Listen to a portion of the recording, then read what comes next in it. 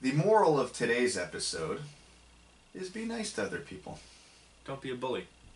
Be nice, or bad things could happen to you for the next 80 years. To your hockey team.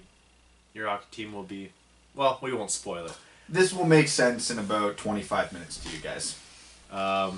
Today's interview was really cool. Brad was laughing at me earlier this week because I've kind of become... Because we have to do this twice a week, it's a little bit more procedural, and I kind of just like my eyes glaze over and I don't really think about what we're about to do. And I was like, I texted Brad, I'm like, we're getting Down Goes Brown. We're getting Sean McIndoe. And you were like, yeah, we've had big guests on like every week for the past 2 months. Where have you been? I'm like, shut up, man. This is like... Every single one of these interviews or guests that we have is no more cool, but way cooler than anything that we've ever done. And I mentioned it in the interview. We've been reading Sean for years. I've been reading Sean McIndoe since I've been reading Down Goes Brown since I was a kid. So God, you're young. Yeah, man. Yeah, I know. So this was a hysterical interview. You probably won't be able to catch it because I was covering my mouth, but at one point I had to stop myself from cracking up as he was talking about something, I think, unfunny at the time. I was just reading something that he wrote. So we are excited to have this interview with Down Goes Brown. We hope you enjoy. It was a blast for us, and like so many of our other guests, he cemented himself as a friend of the podcast and someone we're going to bring back soon. So without further ado, we're going to start this episode off by having you listen to this episode with Down Goes Brown. And so the lesson is, don't be a bully, or Gordie Howe won't play for your team ever again. So I don't know who was playing for the Rangers at that time, but we have them to thank for the years and years and years of the Detroit Red Wings being one of the most successful franchises in the NHL. That bout of bullying cemented Detroit as one of the most prominent sports franchises in modern history. Yes. I would say... If we don't count the 80s. Yeah, of course we don't count the 80s. Don't tell that to Islanders or Oilers fans. If they hadn't bullied Gordie Howe at that camp, the Detroit Red Wings jersey would not have appeared in an episode of Scrubs decades later. It would not have been a main piece of Ferris Bueller's Day Off. If they had not... Oh, man, I could do this forever. Rangers fans, this is the first time we're ever attacking you, but thanks for being jerks. Like we said, check out the tweet for this episode. We'll be giving away Sean's book, The Down Goes Brown History of the NHL. That's something that I am excited to read. Brad said he's going to learn how to read just so he can read this book. So that's how you know it's worth reading. Yes, that's a thing I can do, or will do. Will learn how to do. So this week in hockey has been kind of loopy. It was fun for a bit. Yeah. The Red Wings won 2 games. Yeah. Since our last episode, the Red Wings have won 2 National Hockey League games. So the first of those games that they won, I was like, they lucked.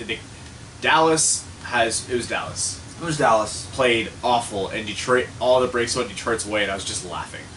Dallas might be that team that everybody thinks is good, but they secretly might just be really bad. Yeah. They did not look good. They came out and just played down to Detroit's level, obviously. I mean, the Red Wings did get a goal where Nicholas Kronwall almost buried one from the far blue line, and it hit the stanchion and just kind of sat in front of the net for Tyler Bertuzzi. Uh-huh. Hey, hard forecheck, get rewarded. So, you can dump on it and say lucky goal, as it absolutely was, but if Bertuzzi's not skating hard for that puck, he doesn't get the gimme. So, credit to him on that. How many times do you think Jeff Blashill replayed the video of that goal? Just saying, dump and chase works, it works. How many times do you think they watched that in the video room the next day? It's funny, we can almost look at the Red Wings third period catching 2 breaks and be like, this might have just set the Red Wings back the rest of the season because Blashill, we'll see, dump and chase resulted in a goal. And Jonathan Ericsson can produce offense. And he was having such a terrible game before that. If you were on Twitter at all, you could see your feed because obviously you're following at Winged Wheel Pod, and if you go to the bio, our individual accounts. So obviously you're following all 3 of us, even you, right, Evan? Hey, thanks, Evan. I don't know why anybody follows me during game days because I was really reflecting on it after the Columbus game, a game which they won, and I just kind of was going back through my timeline like, This is a dark place. I was, and that's it. Like Erickson was doing, who knows what the entire to the point where I'm like, this is special even for you, Jonathan. What on God's Erickson isn't behind the net to receive the pass from Daly, who's under pressure from the wing and needs to cycle it around. For some reason, Tyler Bertuzzi's back there. All right, Erickson, that should have been you, but all right, you're in front of the net. The puck comes in front of the net, and instead of picking up either one of the two guys who are in front of the net, he just kind of wanders and picks up neither of them, and they get 3 chances in a row with rebounds, and he just kind of stares and looks around. And I was just teeing off, and all of a sudden this dude who comes in missing however many games to start the season, being the microcosm of every bad contract that is hampering this team in a decade of ineptitude at best, fires a shot from the blue line, and it just, I don't know. Double screen for Mantha and Vanek and about 2 stars defensemen. Force pulls its way around in between legs, and no one touches the puck, and the damn thing goes in. And you know who scored the empty netter to seal the game? Justin Abdelkader. You watch Stranger Things, right? Yeah. The third period was the upside down. That's what I said. We're in the... Jonathan Erickson scored because we're in the upside down. And this is... If you need proof that we live in a simulation, this is it. I will argue that game against Dallas was Abdelkader's best game of the year, though. He earned that goal. He was not terrible. He was not a shining example of what was great about the Red Wings that game, but you know what? If he was on... Ignore the contract. He deserved to be on an NHL roster that game. I'll give him that. Baby steps here. I'm taking the optimistic approach on everything this season to try and get us through. We really should have Sean on this episode because he would... Imagine Sean as a Wings fan having to tee off an Abdelkader right now. That would be some good material. Oh, but anyways. Like I said, we can't have people funnier than us. Oh, that's a long list. So anybody, really. Most of our Twitter followers. Yeah. So... I'm going to go back to optimism. We're coming off, since the last episode, the Red Wings are 2-0. This needs to be a happy podcast. Okay. Okay? It's November 1st. It's officially no longer Halloween. Okay. We're in the holiday season. It's happy. Yeah, we just finished eating candy, and we're on our sugar high. We're on a high of the Red Wings being a passable hockey team. So I'm not going to go on and on and on and on, because I feel like I've done this every episode since the beginning of the season. Dennis Cholowski is really good at hockey. He set up even after Detroit melted down in the third period against Columbus, who saves the day to go on a beautiful little play up the boards and around the net to set Tyler Bertuzzi up for the game winner? Jonathan Erickson. Absolutely not. It was Dennis Cholowski. You shouldn't have given me candy, man. Tyler Bertuzzi has had a great couple of games. I've always been like, not that I was ever a Tyler Bertuzzi detractor, but I was the guy who was sitting here when everybody's saying, he's a first liner, he's a tie, and I'm... Wait. Let's chill here. He might be a top 6 forward by Red Wings standards, but that doesn't actually mean he's a top 6 forward. I mean, Jacob De La Rose is centering the second line tonight. The game's, by the way, in the first period as we're recording this for reference. 0-0 right now. But man, Tyler Bertuzzi might be a top 6 forward. He's looked good. Again, his skating isn't ever going to be great. But he just makes it work. Tyler Bertuzzi is what we all hope Giovanni Smith will be. But Tyler Bertuzzi is that now. Justin Abdelkader is a poor man's Tyler Bertuzzi who got old. It said that... Is that too long for an episode title? Justin Abdelkader is the poor man's Tyler Bertuzzi is an actual statement, and I don't know if that makes me happy or incredibly depressed. It is both an indictment and a compliment to everyone involved in that situation, including myself. Don't ask me how.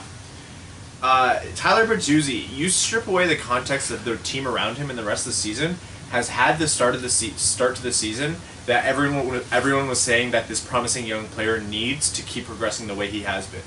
I would contend that outside of the notable stories like Dennis Cholowski, he has had the best start to his season in terms of personal success. The Red Wings scored 1-0. For Detroit.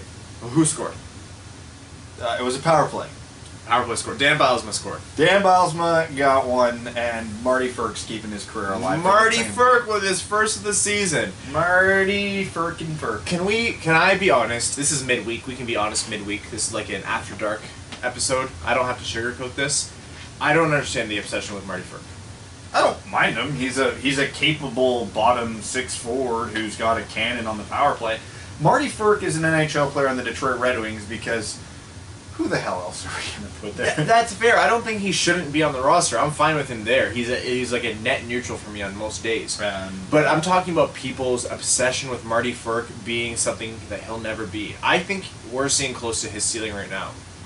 Every season, every game, every time he comes back from an injury, we hear about, I need to put things together. I know I have another level. I need to hit my potential. I think we've seen his potential. Yeah, we have. I think the moment Marty Ferk isn't a viable NHL player on a strong team like Toronto. No, he's not. I mean, he could be. Like, if you're just going to plug him in on the fourth line, give him 4 to 5 even strength minutes a game, but you ride him out there on every power play, fine. His shot, as inaccurate as it is, does keep the other team honest because they can't leave him on that side unprotected because the ones that do hit the net cause chaos and goals. So if you are trying to be like, we're just going to load up one side and shut down Larkin or Mantha or whoever's standing on that side, well, you can't with Ferk on the other side. So he does open up some space on the power play, and the Red Wings power play has been good this year, and the goal that he scored, I haven't seen the video yet, it was on the power play. So, hey, it's fine. What does an NHL team get? 4 to 6 power plays a game? If you're useful on the power play, you're useful on the NHL Unless you play Detroit, team. you get 4 to 6 a period. Right? Larkin and Green got the assists on it, by the way. Dylan Larkin, I'm very real about what this guy's cap is. By no means is he a superstar, and when he plays as a first-line center, he blurs that line as to what a first-line center is. Objectively speaking, the guy's a really good second-line center that's playing first-line center on an NHL team, which is very common, because not everyone has a top first-line center. But I love Dylan Larkin. This guy is the de facto captain of this team, and I'm not going to say it's a travesty that he doesn't have the C yet. Nothing of this season is actually of any consequence, so it's not like anyone's being hurt by him not having a C, but by all rights, he should have a C right now. He should, and I'm going to argue you. Point I made 2 to 3 weeks ago where I was saying, I haven't seen the step forward from Larkin I was hoping to see this year. Yeah, that step's happened over the last couple weeks. Thank you. He looks like a better player from last year. He's, I think with his point tonight, in this big game against Columbus. He's got like 100 on the year, right? He's definitely over a point per game this year, which is impressive, especially given that he's been playing on the line with Darren Helm for a bulk of it. He's starting Puck possession specialist Darren Helm. Rohan will kill you when he's going to tweet at you. You know that, right? I think Larkin has 12 points in 12 games, so now as of the first period in the New Jersey game, 13 points in 13 games. His game against Columbus was his best game of the year. He was all over the place. That goal he scored, as filthy as the move was, it was the play he made just before that was almost more impressive. Because he knew in a one-on-one race with Seth Jones, he's going to win that race. As good of a skater as Jones is, there's a few players who keep Larkin.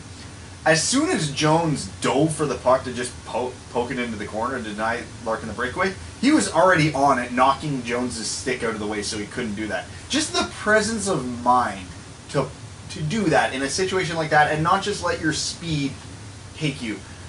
That's a special player. He's been making more moves with the puck. He's been trying more things. He's no longer the one-dimensional offensive threat that he was for the first few years of his career.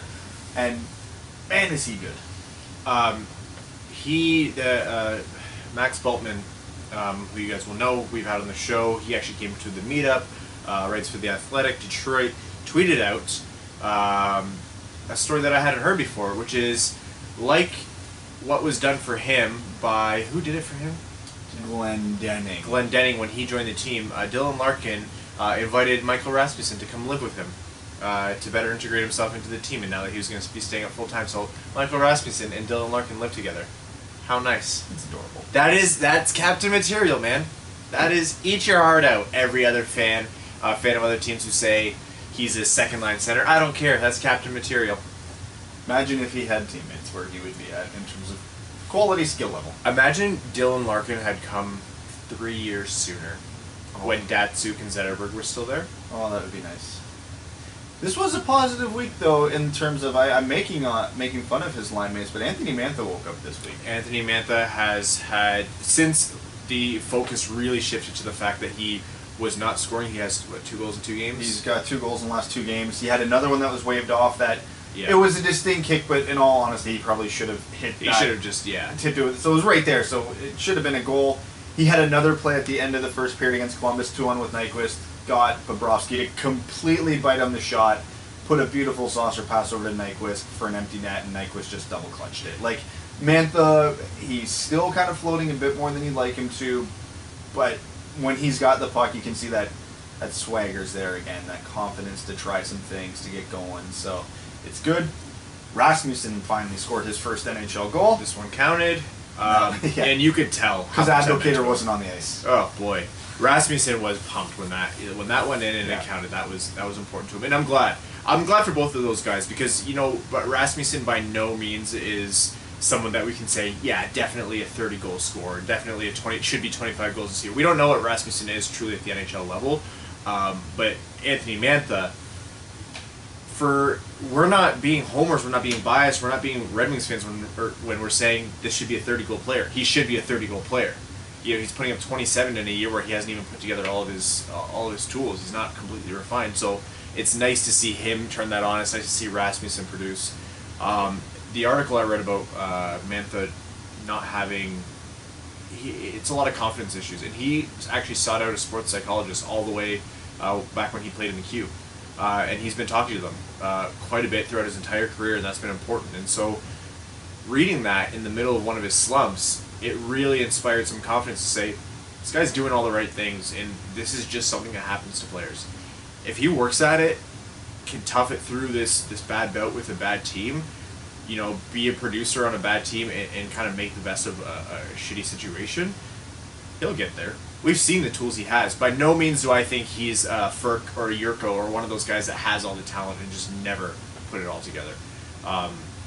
And you kind of want to see, it inspires a little bit of confidence for Rasmussen, but now we're being a little bit pie in the sky in terms of like long-term stuff. Now we have to get into the negatives, which is everybody you know and love is injured and never coming back. Yeah, what's our list at? Athanasiou. Okay, so Athanasiou, as of right now, is not playing tonight, doubtful for Saturday. Franz Nielsen is not playing tonight, game time decision for Saturday. Thomas Vanek is out 2 to 4 weeks, lower body injury. Who else is out? There's more. I'm literally forgetting people. De Kaiser is a game time decision for Saturday, which, hey, you know, we're at the point where that would actually improve the team when he returns, so that's, hey, there's a positive out of a negative. Anybody else? I'm definitely forgetting someone. But yeah. You did Athanasiou, Vanek, De Kaiser, Nielsen. That might be it, actually. Everybody's hurt. Well, that's a lot of it. And who was called up? Who was called up? It was Philip Zadina. No, it wasn't. It was Dominic Turgeon. No, it wasn't. They just recalled Christopher. No, they didn't. It's Wade Megan. Wade Megan. Do you want to know a fun fact about Wade? Do you know a fun fact about Wade Megan? No. Shit, because I don't have one either. He's been a guy in Grand Rapids. By no means the best player. I think the rationale behind this was this guy's going to be called up really just to sit in the press box. He's playing tonight. They only dressed 11 forwards. Yeah, and that was my yeah. Because there was. I think more players were hurt than what they. So there was one thing that we talked about at the beginning of the year.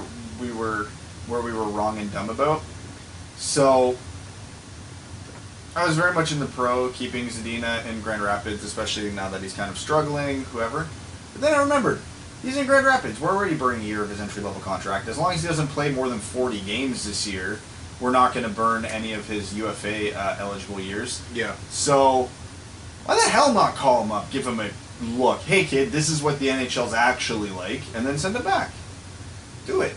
Why not? And then he knows, like, you're struggling in Grand Rapids, here's what it is. Or maybe he's one of those players, the more talent you put around him, the better he plays, because Grand Rapids is not exactly a stacked team this year. So why not? Bring up Dominic Turgeon. He played well. Like, Christopher End was unnoticeable in his brief season call-up, which is better than a lot of Red Wings forwards. I don't get it. I had a nightmare that Christopher End got a 6-year, $20 million contract. That wouldn't even be a top 4 worst contract on this team.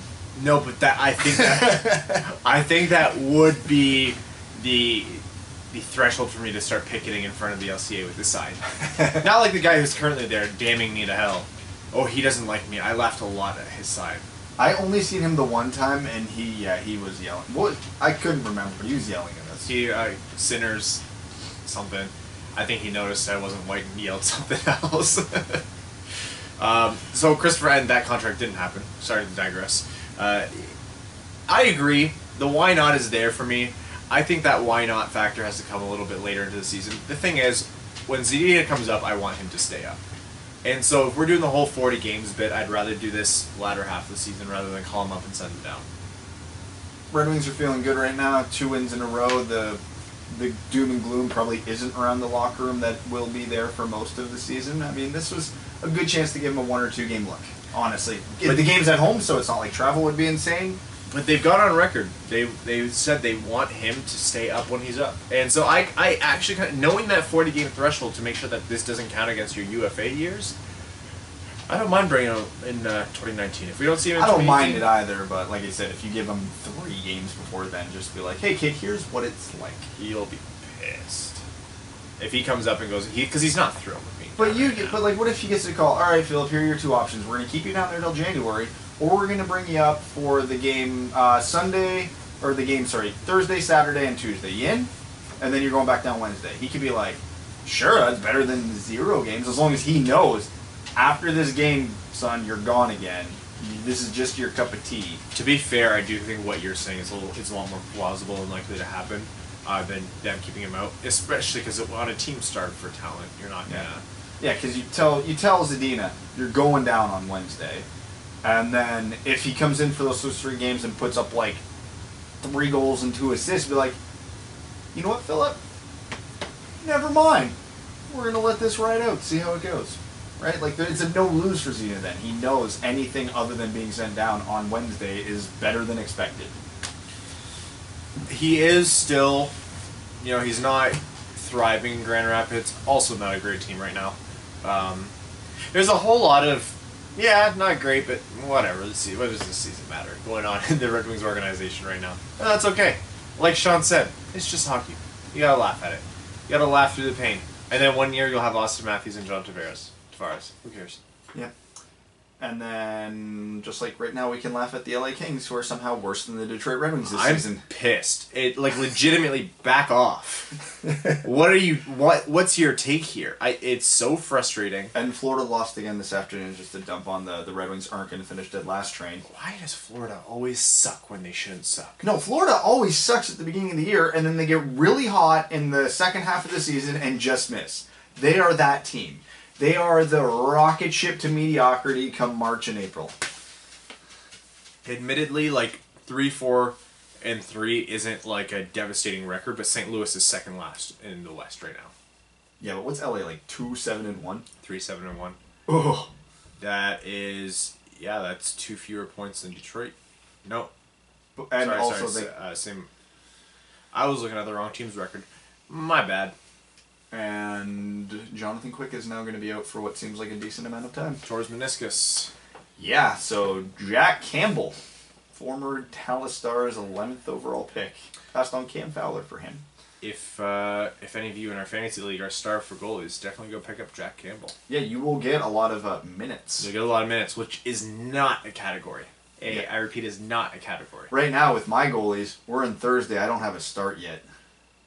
Oh boy, you need 3, right? Yeah, there's no chance. My main starting goalie's injured, and my other one's Philip Grubauer. The goalies are so starved this season. I know. I'm literally thinking about swapping out Philip Grubauer for Carter Hutton. I'm getting that desperate. I think some NHL teams have considered that before too. A few years ago, the season where Carter Hutton came out and made that save from behind the net with a stick. Oh. The West is funny. Edmonton, just the other day, was leading the Pacific, and now they're outside of a wild card spot. Vancouver's leading the Pacific, aren't they? Yep, 8-6-0. Because that makes sense.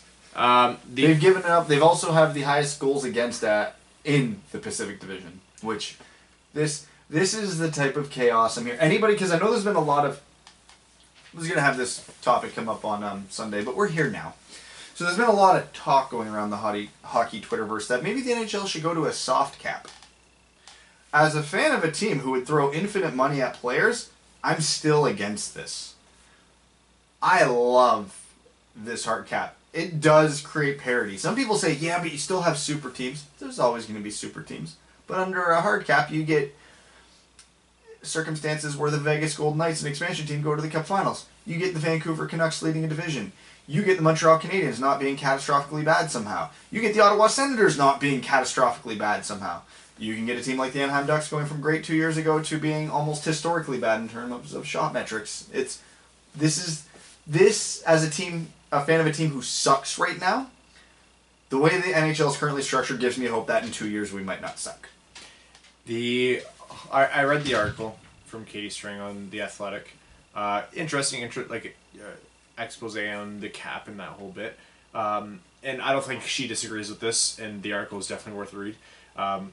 The hard salary cap is saved the NHL. It has saved the NHL's position in the top 4 major sports in North America. Yep. You remove the cap from the NHL and it flounders as a sport, and we revert back to pre-04-05 lockout days. Look at Stanley Cup champions or finalists, mostly finalists, but still it's relevant to the point over the last however many years. In a no cap or soft cap era, do teams like Vegas, Nashville, San Jose, Tampa Bay, are they competitors? Are they going to the Cup Finals? Are they perennial good teams? No, they are not. No.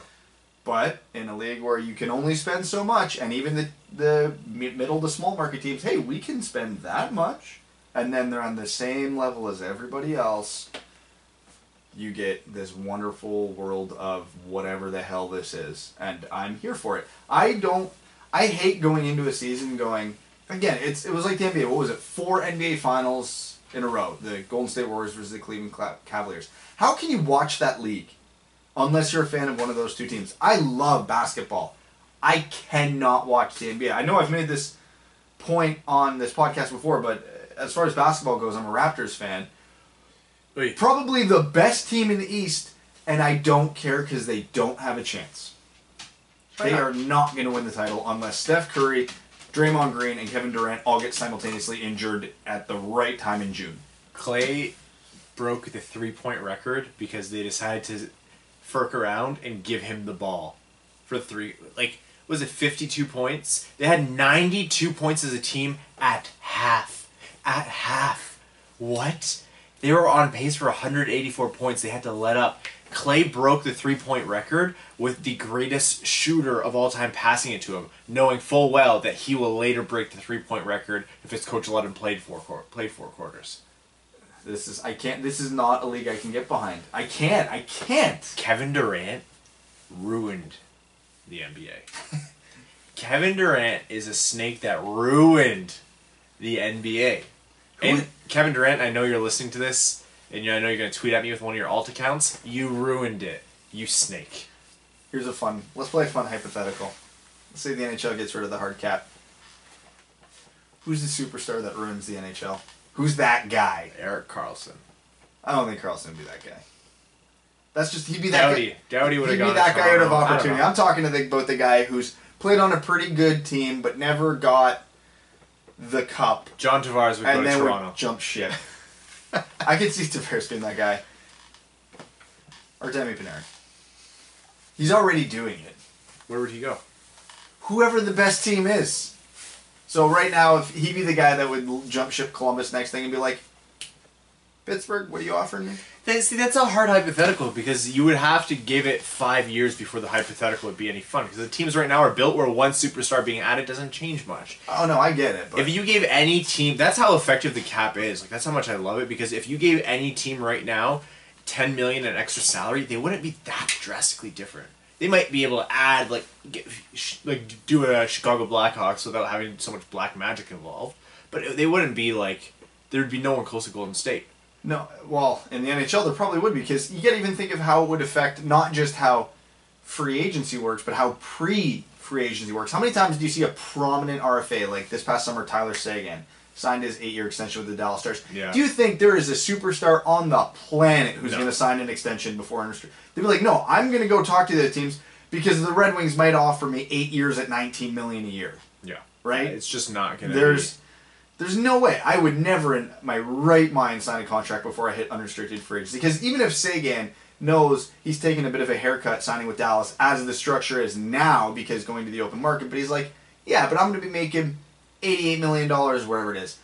The extra $4 million that I could get on the open market, whatever, that's not going to cripple me. If he's sitting there and going, I might get an extra $40 million if I go to unrestricted free agency, yeah, that's worth waiting and seeing on. So I can't get behind that system under no circumstance. Because would the Ottawa Senators even exist as an AHL team under no cap? The cap has that's the one negative thing about the cap is the cap has allowed Eugene Melnyk to enter and thrive in this NHL in terms of, as an owner. Because in a non-cap world, he wouldn't be able to afford to play. He legitimately would not be able to afford to play. Yeah, but no. His best player would be like Worwitzki or something. Yeah, Eugene Melnyk would, if there's no cap, there's no cap floor. No. The Ottawa Senators' salary is $12 million. Wasn't the Nashville Predators' salary like $25 or $33 million 1 year? I don't remember. It was probably something crazy low. Crazy low. Maybe Atlanta, the year where Ray Ferraro, Andrew Burnett, and Donald Ledette were their first line. And I think the average age of that line was like 38. Ray Ferraro, did you just say? Yeah. Oh my god. You ever listen to his podcast, Pub Hockey? No. So good. Yeah? Yeah, Ray's actually great. He's got Ray's one of my favorite guys on his Hartford Whalers stories are fantastic. Ray is one of my favorite hockey broadcasters. Oh, he's good. He is top When we had quality. Landon, it was really, really cool. Yeah. Landon Ferraro was one of our first podcast meme favorite players. Him, who was the guy where he left half? It was before Ott. It was before Ferraro. It was someone who was just showing up on the team. Fourth liner who was getting minutes. I can't remember who it was. Listeners will probably know better than us. If Evan was here. This is an Evan thing. This is an Evan question for sure. Evan, when you listen to this, does Evan listen? It was David Legwand. No. It was definitely David Legwand. 100% wasn't. He was our pet. No, I know for a fact it was. It was like a Steve Ott cut a cloth kind of guy. It wasn't David Legwand. Joachim Anderson. No. Corey Emerton. No, more I can sit here and rhyme off like Corey Everton. That's getting a little bit that's like Brad Stewart era obscure. Not that Brad Stewart was obscure, but that's the era. Let's go back to 2008. Mark Hardigan. Whoa. 2008. That's when he played. Around then, yeah. Connor McDavid continues to be the best player in the league. It's comical how good he is. He played some crazy long shift and was completely winded, and then he got the puck and realized that he could make a break and just turned on his jets and was skating at 100%. And you could see the defenseman, his eyes got wide and he just got burned on the outside and McDavid beat him. I feel like saying the defenseman doesn't justify it there because he burned Ryan Suter. Yep. It wasn't like he was picking on Clayton Stoner of the world. He's like, no, I'm going to take this guy who's been a top 15 defenseman in the NHL for the last 10 years at 20% energy and just torch him. We talk about Connor McDavid every week about how obscenely good he is, and we're going to for the rest of the season until everybody realizes how obscenely good Connor McDavid is, and we're going to remind you he's 21 and going to keep getting better. There was an article on ESPN. It was my favorite thing. They asked a bunch of NHL players, do you have to make the playoffs to be the league MVP? And I obviously assume that was probably because of Connor McDavid. The best answer, so you see these paragraph answers from every player, yeah, you know what, I think it would be taken into consideration, yada, yada, yada. And it's Dylan Larkin, Detroit Red Wings. No. End of statement. Larkin is up there with one of the guys who has been the biggest contributors to his team's success. In terms of individual performance contributing to most of the team's success. What was it, percent of goals factored on or something like that. He was something like 33% he's been in on of all Red Wings goals. I think you put him around 12th in the league in that stat.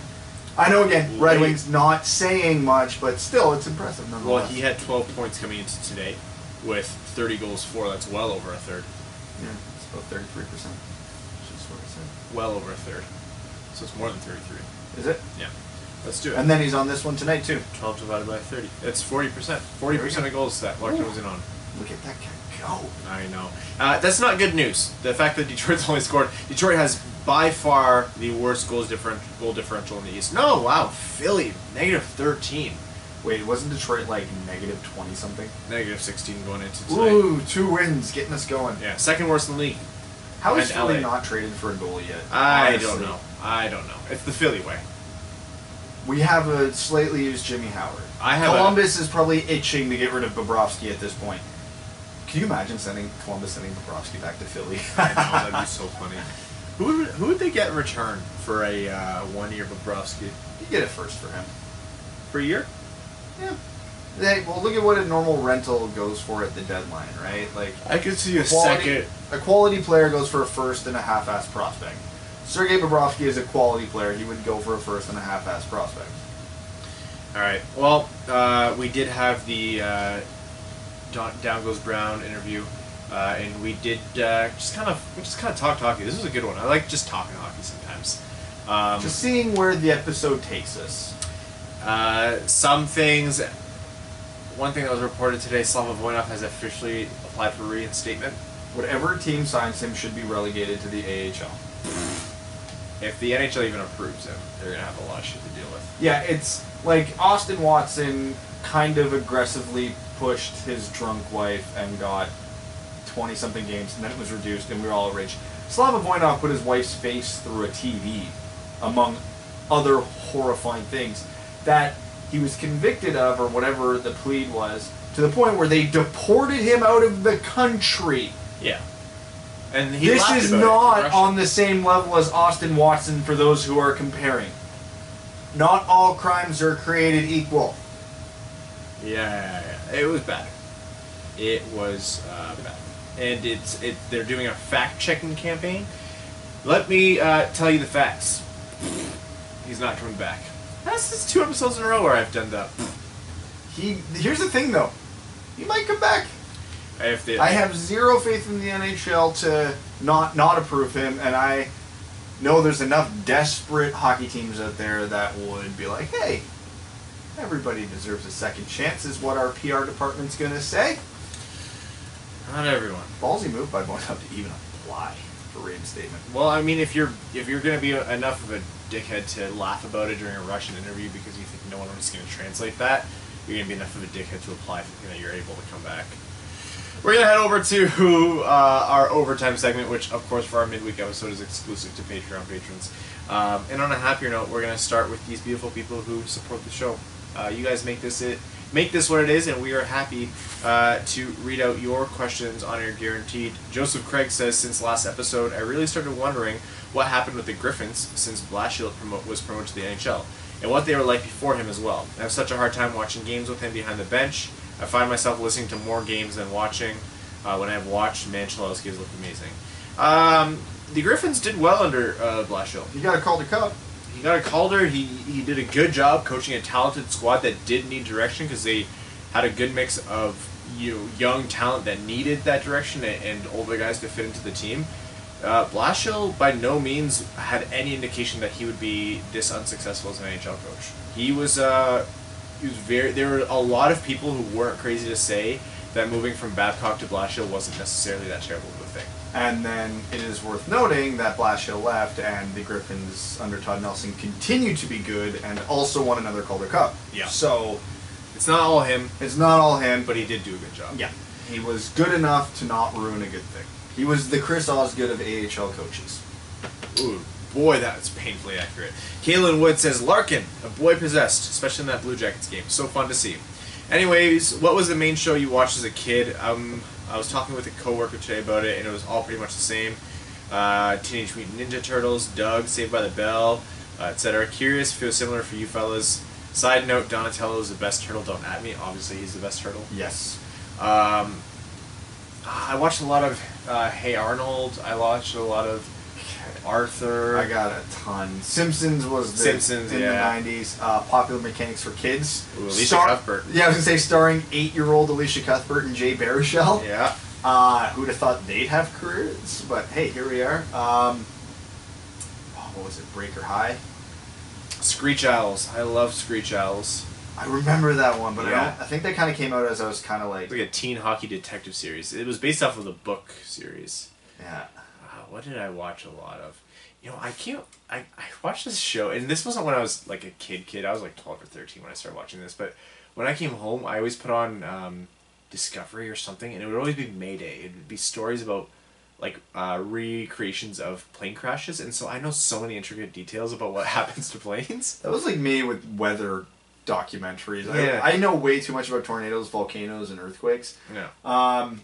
What was I going to say? I had a good one. Oh, I can't even remember the name of the show, but I watched Steve Irwin religiously on Discovery Channel. I seen every single episode. I still remember him tossing the snake in the first ever episode. I know what a Burton's legless lizard is. I don't know why I know that, but I know that. You're a Burton's legless lizard. I wish I was. They look like they're pretty comfortable. Bonus question. First CD you ever bought? Mine was Big Wheelie Style by Will Smith. I'm very white. Cheers. Let's go Red Wings. I actually, about the time I started really getting into music, downloading music wasn't that, like LimeWire and Kazaa, that kind of thing. So the first CD I ever paid for was actually Billy Talent 2. So I existed in the world before that, before you could download music. And mine's actually triple answer because I went and bought 3 at the same time. Two of these are going to be very respectable, and one of them absolutely is not. So maybe half of one of these is going to be very respectable. Linkin Park, Hybrid Theory. Okay, yeah. Everyone needs to own that. Blink 182, The Mark, Tom, and Travis Show. Okay. Limp Bizkit, Chocolate Starfish, and the hot dog flavored water. All 3 of those are respectable. Are you kidding me? I have never respected you more in my life. And I congratulated you the day you became a father. You absolute fool. Why didn't you leave that when we became friends? We would have had such a better relationship. Now you have to deal with me hating you. It's better this way. Who knew there was a version of you that I could possibly like? K-Was says, guys, I gotta be honest, Larkin has been playing absolutely fabulous so far this season.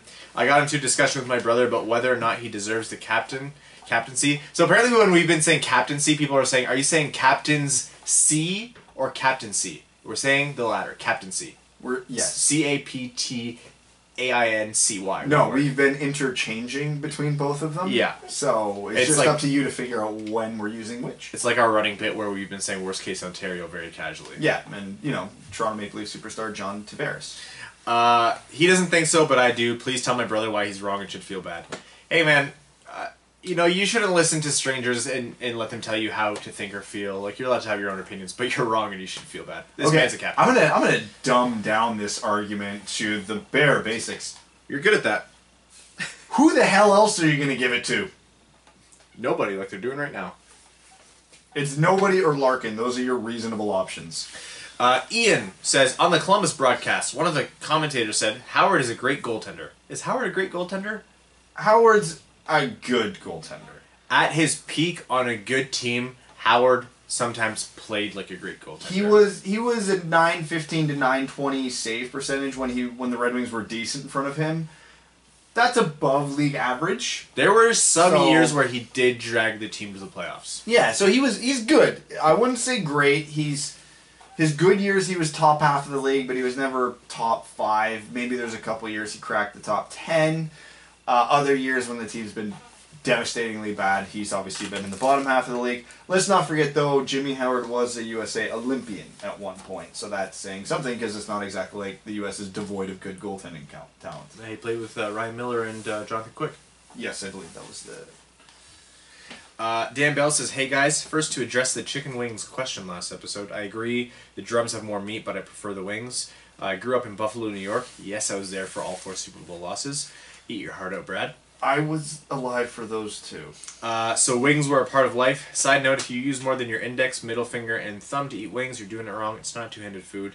I use those fingers on both hands. For a wing, for a drum it's one-handed, but for a wing you need both. To break the bone off. Yeah, like, are you not separating this once you get through your first bite? Come on.